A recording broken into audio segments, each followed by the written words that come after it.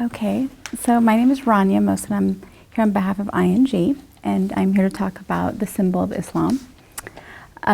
So why most people associate the crescent and the moon as the main symbol of Islam, that is actually a more recent association. For Muslims, calligraphy with important names or phrases are often a more salient symbol of their faith.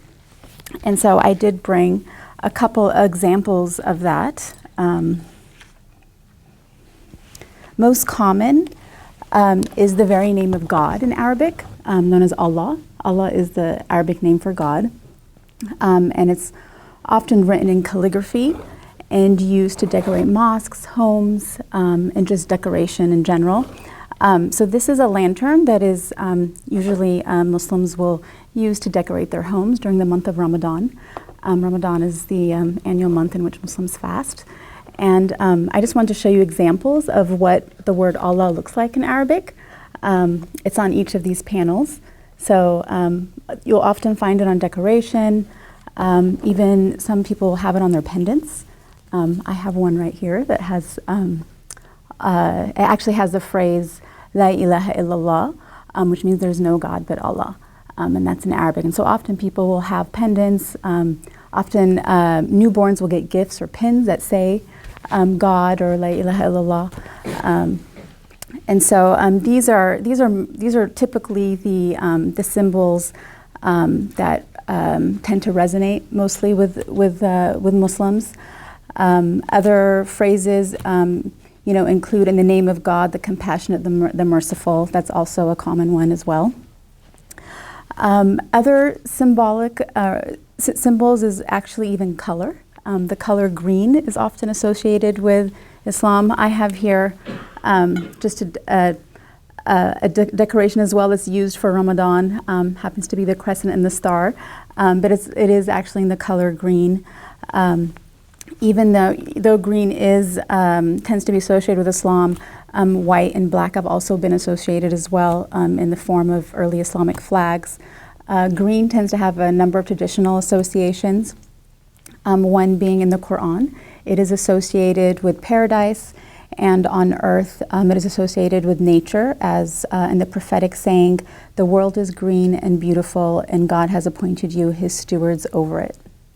A number of flags of Muslim majority countries are also green, including Saudi Arabia, Pakistan, Mauritania, and the old flag of Libya.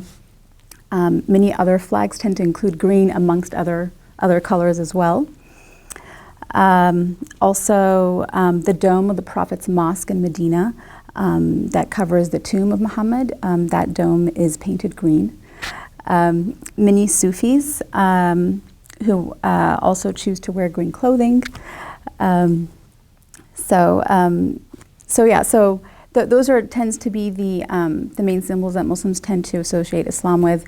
However, the star and the crescent is a more recent association, and it actually dates from pre-Islamic times, especially in the Byzantine Empire and the Crusader states, which occupied lands that were later assumed by the Ottoman Empire. And that's actually where it became generally associated and proliferated as the symbol of Islam. And it was during the 18th century and 19th century. Due to the reach of Ottoman rule, it became a symbol of Islam as a whole, and also interpreted as a symbol by Europeans. It was used quite a bit in decorations in mosques. I have a picture here of a mosque in Syria as well. Oh, actually, it doesn't have the crescent and the star, but it does have the calligraphy. Oh, here we go. Sorry.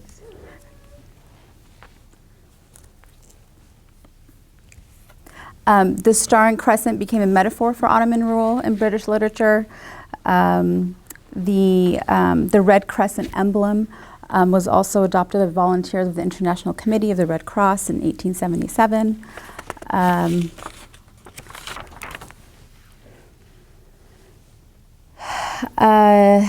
Let's see. So it was featured on the Ottoman flag of 1844 as a white crescent and star on the red background, as in this picture. Following the collapse of the Ottoman Empire in 1922, it did continue to be represented as a Republic of Turkey with some minor modifications. And so the same symbol has been introduced in the 20th century on other flags as well in other countries, including Pakistan, Malaysia, Mauritania, and the Maldives. And it has now been reinterpreted as a symbol of the Muslim community and is really very similar to how the cross is associated with Christianity. And one last thing I just wanted to mention, the term of the crescent moon is actually Hilal in Arabic, and it does play an important role for Muslims in their life because of the Islamic calendar. It is a lunar calendar, and so it's often it is the sighting of the new moon, the crescent moon, that dictates the change of the month for Muslims.